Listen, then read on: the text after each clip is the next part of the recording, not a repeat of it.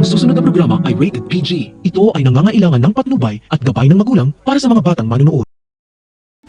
Katapusan na ng kasamaan ni Renan dahil matibay ang ebidensya laban sa kanya at siguradong idadamay ni Renan ang mga kasabwat niya, lalo na si Patricia. Pero kahit inilantad na ni Lilet ang sikreto ni Renan, itutuloy pa rin ni Era ang pagpapakasal kay Renan dahil baliw na siya sa ama ng magiging anak niya. Sa pagkulong kay Renan, hindi siya makakapayag na hindi rin managot ang mga kasabwat niya, kaya ikakanta niya si Patricia na ito ang pumatay kay Attorney Meredith. Magugulanta ang lahat sa pasabog ni Renan at ang ipinagtataka nila kung bakit nagsabuatan silang dalawa, ang hindi nila alam may koneksyon pala si Renan at Patricia.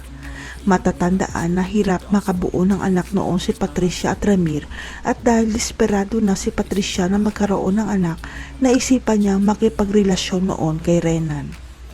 Dito na nabuo si Trixie nang akala ni Ramir ay siya ang tunay na ama.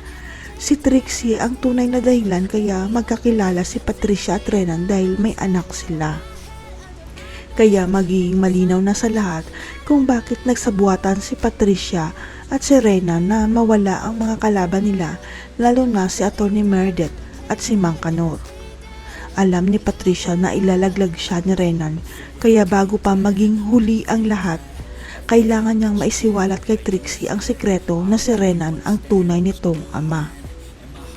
Nang malaman ni Trixie ang tungkol sa tunay niyang pagkatao, gumuho ang kanyang mundo dahil hindi niya matatanggap na si Renan pala ang biological father niya.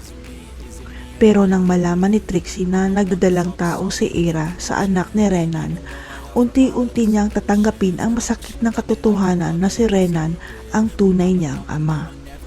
Malinis na kaya ang pangalan ng mga De Leon sa paghuli kay Patricia? Abangan. When I'm with you, I feel so useless. I feel